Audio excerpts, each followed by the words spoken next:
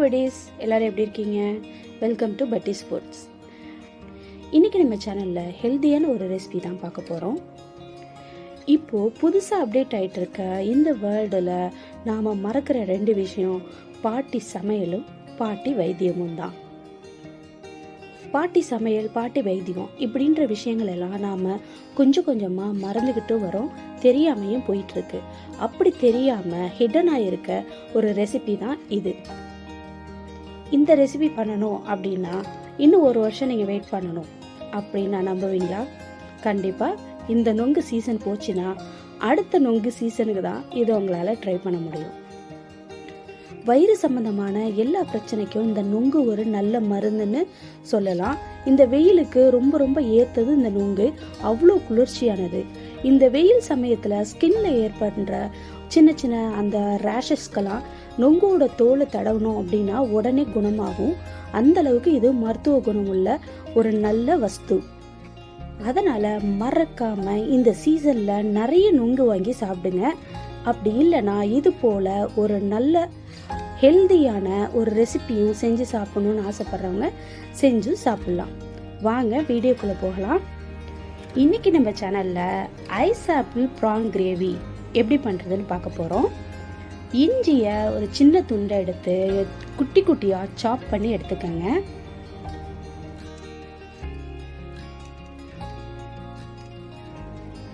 அப்புறம் நாட்டு வெங்காயம்னு சொல்ற சாம்பார் வெங்காயத்தை ஒரு கைப்பிடி அளவுக்கு எடுத்து அதை இது போல நாலா வெட்டிக்கோங்க. ஒரு முழு பூண்டை சின்ன சின்னதா பீஸ் பண்ணி எடுத்துக்கோங்க. ரெண்டு ரெண்டா கட் பண்ணாலும் நல்லதுதான். ஏன்னா ரால வாயுன்னு சொல்லுவாங்க, ஹீட்டுன்னு சொல்லுவாங்க. அதை பேலன்ஸ் பண்றதுக்கு தான் இதை நம்ம ஆட் பண்றோம். கருவேப்பிலை எடுத்துக்கங்க.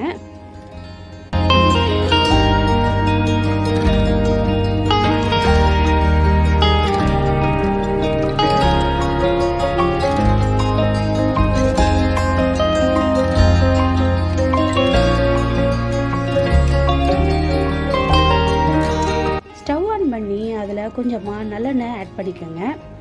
நெய் ஆட் பண்ணலாம், பட் நல்லெண்ணெய் இன்னும் நல்ல டேஸ்ட்டாக இருக்கும். நல்லெண்ணெய் தான் ஆட் பண்ணணும். அதில் சாப்படி வச்சுருக்க இஞ்சியை நல்லா வதக்கிக்கணும். அப்புறம் நறுக்கி வச்சுருக்க கார்லிக்கையும் அதில் ஆட் பண்ணி நல்லா வதக்கிக்கலாம்.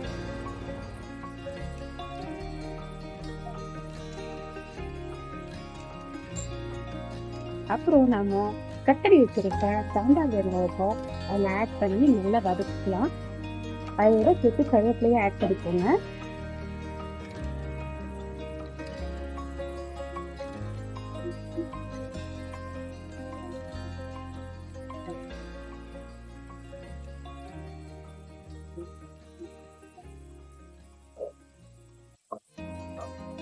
ஜிஞ்சர், கார்லிக், ஆனியனோட அந்த பச்சை வாடை போகிற வரைக்கும் வதக்குங்க. அதோட கலர் சேஞ்ச் ஆகிற வரைக்கும் வதக்கினா போதும். அதோட கேஷ்யூவும் கொஞ்சம் பாதாமும் நல்ல குட்டியா சாப் பண்ணி எடுத்துக்கோங்க.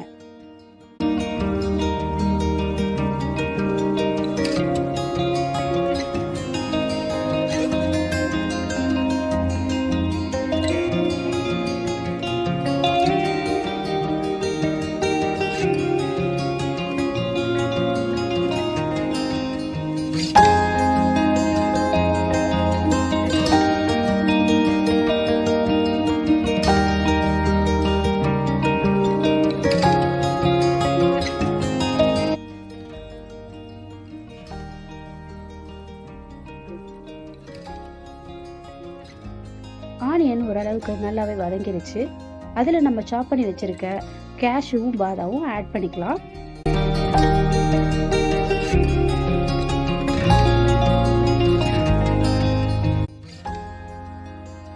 பொதுவாக இறால் அப்படின்னாலே நம்ம நிறைய தக்காளி சேர்ப்போம்.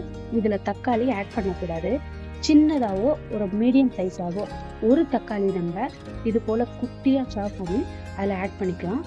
இந்த தக்காளியோட ஜூஸும் அதோட அந்த மேல் தோலும் சுருங்குற அளவுக்கு நல்லா வதக்கிக்கணும்.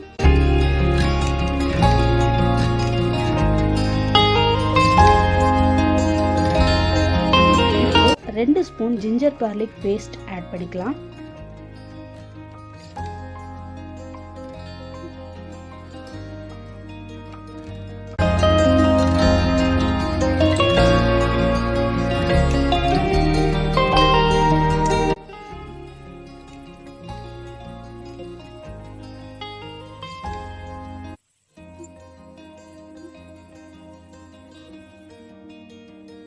அந்த ஜிஞ்சர் கார்லிக் பேஸ்டோட அந்த பச்சை வாடை போகிற வரைக்கும் நல்லா வதக்கி எடுத்துக்கோங்க. பொதுவாக ப்ரானுக்கே நல்ல காரம் சேர்த்து தான் சமைப்பாங்க, அப்போ தான் அது டேஸ்ட்டாக இருக்கும். இதுலேயும் உங்களுக்கு விருப்பத்துக்கு தகுந்த மாதிரி நீங்கள் காரம் சேர்த்துக்கோங்க. நான் 1.5 ஸ்பூன் ரெட் சில்லி பவுடர் சேர்த்துருக்கேன்.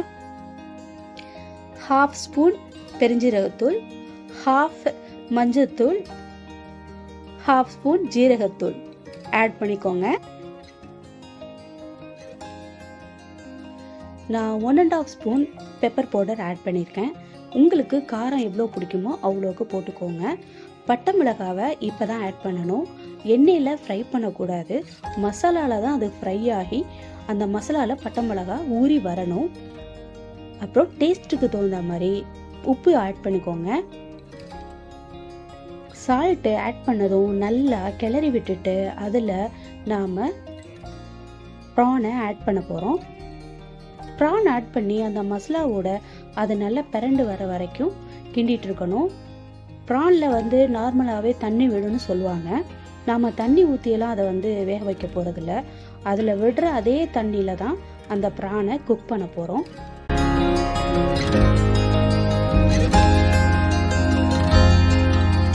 மசாலாவோட ப்ரான் நல்லா பிறண்டு அதில் நல்லா வதங்கி வரும்போது 1/2 லெவலுக்கு லெமன் ஆட் பண்ணிக்கோங்க.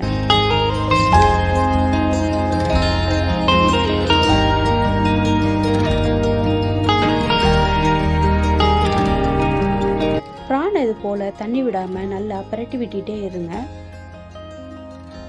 இப்போ நாம் மூடி வச்சு குக் பண்ணுற அந்த கண்டென்சிக்கு அது வந்துருச்சு. அப்போது லைட்டாக நொங்குல தண்ணி எடுத்தீங்கன்னா அந்த நொங்கு தண்ணியை இதில் ஊற்றி அதிலேயே பாயில் ஆகிற அளவுக்கு பண்ணிக்கோங்க. நொங்கில் இருக்க அந்த தண்ணியில் ப்ரான் வேகும்போது இன்னும் டேஸ்ட்டாக இருக்கும். நொங்கில் தண்ணி நாங்கள் எடுக்கலை அப்படின்னா ஒன்றும் பிரச்சனை இல்லை. கொஞ்சமாக தண்ணீர் விட்டு க்ளோஸ் பண்ணி அதை நீங்கள் நல்லா குக் பண்ணுங்கள். ப்ரான் நல்லா பிறண்டு வந்துருச்சு மசாலாவில். இப்போது நாம் லிட்டு போட்டு அதை நல்லா குக் பண்ண போகிறோம்.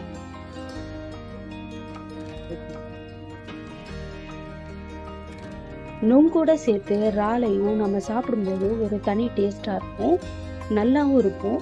இதை கண்டிப்பாக ட்ரை பண்ணி பாருங்கள். இது உடம்புக்கு ரொம்ப ஹெல்தியான ஒன்றும் கூட.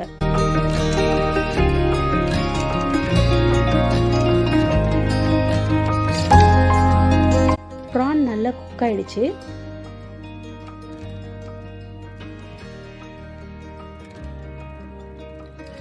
ப்ரான் குக் ஆகி இந்த லெவலுக்கு வந்ததுக்கு அப்புறம் தான் நாம் நுங்கை ஆட் பண்ண போகிறோம்.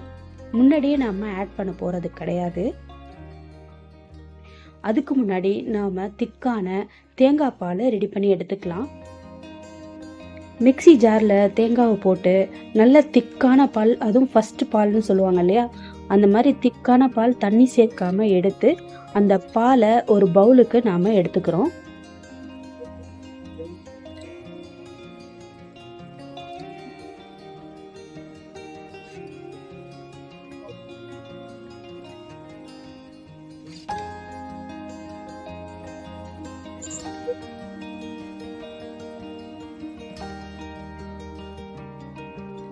தேங்காய் பாலை நீங்கள் கொஞ்சமாக எடுத்தாலும் இது போல் நல்லா கெட்டியாக எடுத்துக்கோங்க.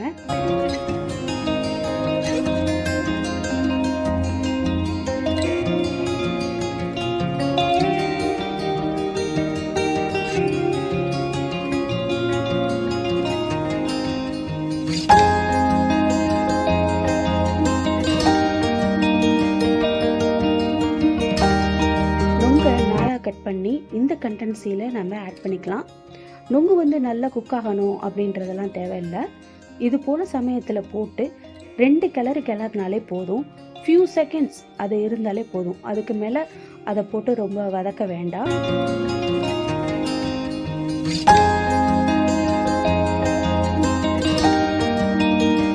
மசாலாவோட அந்த நுங்கு அதில் மிக்ஸ் ஆகிற அளவுக்கு அதை பிரட்டி விட்டால் போதும். அதுக்கப்புறம் நாம் அடித்து வச்சுருக்க தேங்காய் பாலை ஆட் பண்ணிக்கலாம். தேங்காய் பால் ஊற்றுனதுக்கு அப்புறம் ரொம்ப கொதிக்கவே விடக்கூடாது. சின்னதாக பிரட்டி விட்டுட்டு உடனே எடுத்துடணும். தேங்காய் பால், ப்ரான், அதோட நுங்கு ஒரு டிஃப்ரெண்ட் காம்பினேஷனாக இருக்கும். டேஸ்ட்டும் டிஃப்ரெண்ட்டாக இருக்கும்.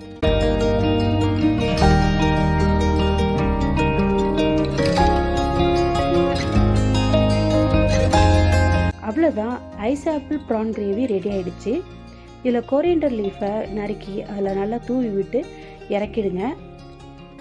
இந்த கிரேவியை தோசை, இட்லி, சப்பாத்தி, நான், பரோட்டா எந்த டிஃபனுக்கு வேணாலும் நீங்கள் இதை சாப்பிட்லாம், நல்லாயிருக்கும்.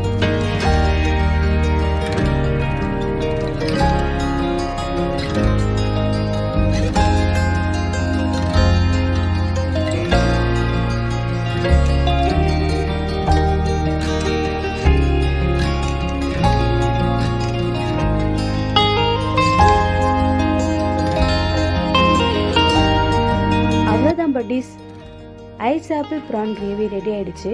பார்க்கவே நல்லா இருக்குல்ல, டேஸ்ட்டும் அல்டிமேட்டாக இருக்கும். கண்டிப்பாக ட்ரை பண்ணி பார்த்துட்டு எப்படி இருக்குன்னு சொல்லுங்கள்.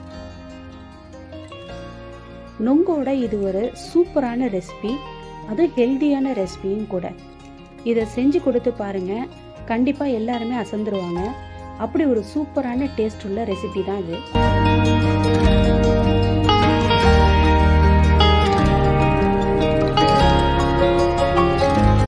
இந்த வீடியோ உங்களுக்கு பிடிச்சிருக்குன்னு நான் நம்புகிறேன். இதை ட்ரை பண்ணி பார்த்துட்டு எப்படி இருக்குன்னு மறக்காம கமெண்ட் பாக்ஸில் சொல்லுங்கள். இதே போல் ஒரு சூப்பரான டிஃப்ரெண்ட்டான ரெசிபியோட அடுத்த வீடியோவில் நான் உங்களை பார்க்குறேன். Bye bye buddies.